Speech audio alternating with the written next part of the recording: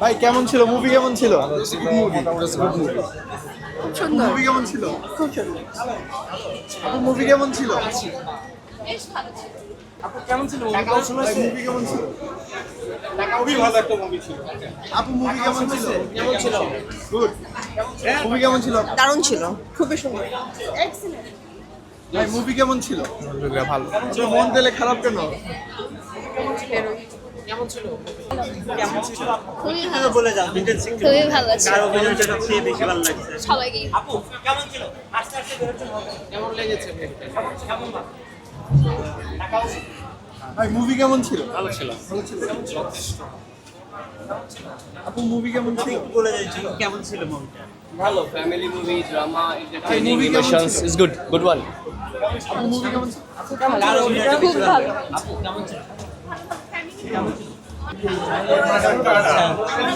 কেমন ছিল মুভিটা? খুবই ভালো লেগেছে, অনেক ভালো লেগেছে।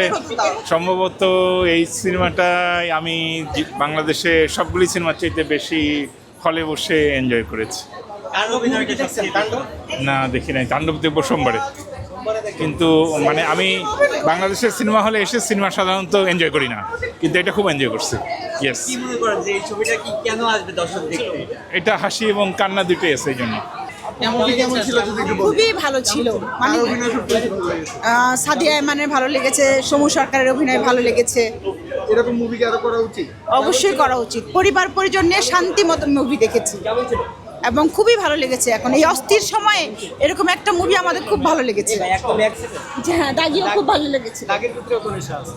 না, দাগির মধ্যে নেশা ছিল, কিন্তু ওটা প্রতি সেকেন্ডে নেশা ছিল না। ওখানে তো সমস্ত মানে মাদকের। দর্শকরা বলে থাকেন শাকিব খান সুপারস্টার, তার মুভি তো দেখা উচিত।